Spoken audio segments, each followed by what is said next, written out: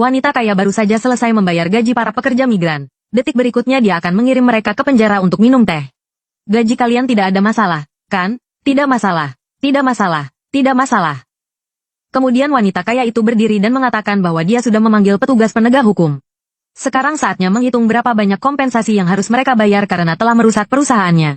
Ternyata, kejadian ini berawal ketika wanita kaya itu datang ke desa untuk pengentasan kemiskinan dengan membawa seluruh tabungan perusahaan. Dia awalnya berencana untuk membayar sisa gaji para pekerja setelah Tuan Wang memberinya dana talangan. Tak disangka, seorang wanita licik melihat kejadian ini. Dia salah mengira bahwa perusahaan sedang mengalami kesulitan keuangan.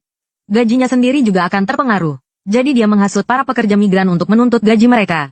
Ketika wanita kaya itu bergegas kembali ke perusahaan, pemandangan di depannya membuatnya sangat terkejut. Perusahaan itu telah dirusak hingga tak berbentuk lagi sebelum dia sempat bertanya apa yang terjadi. Para pekerja sudah tidak sabar menuntut pembayaran gaji mereka. Mereka mengatakan bahwa mereka sudah tahu kalau perusahaan tidak punya uang lagi di rekening, dan menuntut agar wanita kaya itu, dengan cara apapun, melunasi gaji mereka hari ini juga mengingat kebaikannya pada mereka di masa lalu. Dan wajah memelas mereka saat memohon padanya. Kini semua itu tampak begitu konyol. Menghadapi sekelompok orang yang tidak tahu berterima kasih ini, hati wanita kaya itu benar-benar hancur. Kemudian dia bersumpah akan melakukan apa saja, bahkan jika harus menjual seluruh hartanya, dia akan melunasi gaji mereka. Namun, kelonggaran yang diberikan wanita kaya itu justru membuat mereka semakin menjadi-jadi, bahkan bersikeras menuntut gaji sebesar 5 juta.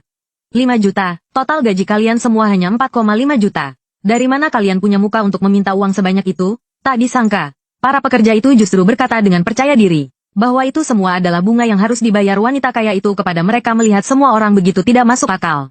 Wanita kaya itu memilih untuk mengeluarkan ponselnya dan bersiap menelepon untuk meminjam uang setelah wanita kaya itu berhasil meminjam uang. Hal pertama yang dilakukannya adalah pergi ke kantor untuk melunasi gaji semua orang. Tak disangka, tepat ketika para pekerja hendak meninggalkan tempat itu, wanita kaya itu menghentikan mereka. Maka terjadilah adegan di awal tadi. Wanita licik itu langsung panik mendengarnya.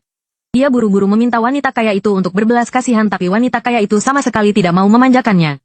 Dia mengancam jika mereka tidak membayar ganti rugi, dia akan mengirim mereka ke penjara untuk minum teh. Melihat situasi ini, para pekerja pun akhirnya menyerah. Mereka mengambil ponsel mereka dan mentransfer uang ganti rugi kerusakan perusahaan. Melihat mereka masih tidak terima, wanita kaya itu memutuskan untuk memecat mereka semua. Dan dia juga akan menarik kembali semua fasilitas yang telah diberikannya kepada mereka. Tepat pada saat itu, wanita licik tiba-tiba menyuruh semua orang untuk bergabung dengan perusahaan pacarnya. Jadi, karena tidak punya pilihan lain, mereka datang ke grup Zhao setelah berdiskusi. Tuan Muda Fu sesumbar bahwa dia bisa memberi mereka bayaran 800 sehari ini membuat semua orang sangat gembira. Tanpa mereka sadari, Tuan Muda Fu ini palsu. Dia hanya berpura-pura kaya.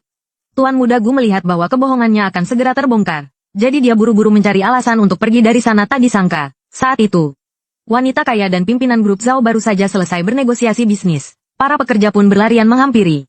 Ternyata mereka mendengar bahwa grup Zhao bisa memberi mereka gaji 800 sehari. Sedangkan wanita kaya itu hanya memberi mereka 400 sehari. Mereka pun menganggap wanita kaya itu pasti telah menggelapkan uang hasil jerih payah mereka. Pimpinan grup Zhao melihat betapa kurang ajarnya mereka, lalu berkata bahwa perusahaannya bisa menampung mereka. Tetapi wanita kaya itu harus setuju terlebih dahulu. Tepat ketika semua orang sedang mengeluh, ponsel mereka tiba-tiba menerima telepon. Halo, Lao Song, kamu benar-benar merusak perusahaan swasta orang? Sebenarnya ada apa ini? Kenapa kita disuruh keluar dari rumah sekarang? Apa?